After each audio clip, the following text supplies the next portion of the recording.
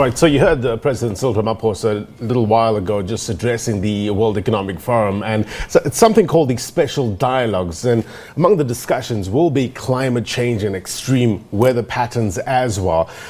Something that we've been experiencing throughout the world, in particular here in South Africa. Now, there's something called Eloise. What is the status of Eloise? You heard Azwi Tawani earlier on saying that it's probably heading out now of South Africa. Probably we're just getting the tail end of this weather system. But heavy rains in Northern KwaZulu-Natal, we've experienced that since the weekend. It's begun to clear, we understand. The South African Weather Service says the tropical depression that was downgraded to an overland depression yesterday has now moved out of South Africa. Now, this system started as a tropical cyclone Eloise that hit Mozambique on Saturday, and communities in low-lying areas in the northern parts of KwaZulu-Natal suffered localized flooding and strong winds. Let's get the very latest. Bring in Leigh Paulse, monitoring the situation in Northern KZN. Leigh, a very good morning to you. What are you witnessing there this morning? A very good morning to you, Blaine, and to the viewers as well. Well, here in KZN, Northern KZN, the sun is out, Blaine, and for the first time in 3 days, it's no rain in sight. Like that meteorologist said, the storm has moved out of South Africa, and here in KZN, it's sunny skies. However, the destruction that the flooding has left is insurmountable, Blaine. We've been crisscrossing through Mtuba, through Pongola, as well as Beaver, which was the hardest hit here in Northern KZN, and the number of houses and homesteads that have been affected, counting now up to 60. It was 50 yesterday. We've visited several of them where we've seen mud houses completely destroyed and people live there.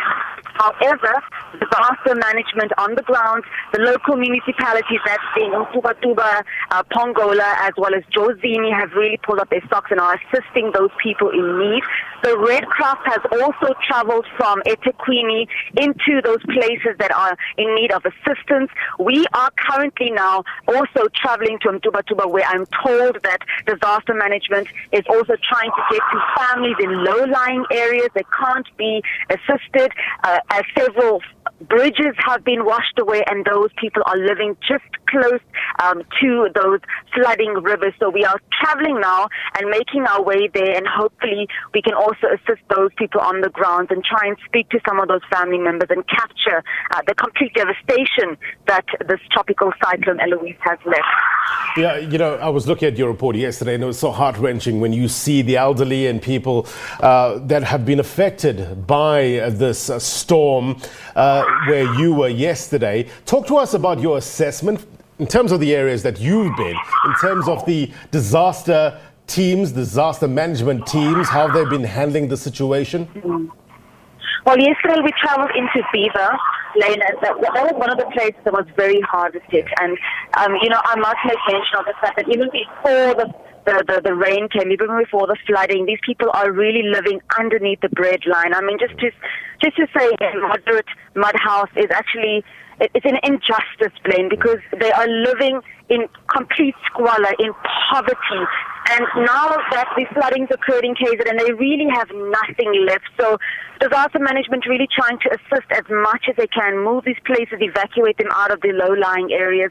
To some of the houses that we went, it was absolutely heart-wrenching. We visited a man, Bongani, and I mean, he was in a wheelchair, Blaine, and when we got there, he was sitting in his mud structure. Disaster management, Ayanda Gumede, they moved him and erected a tent.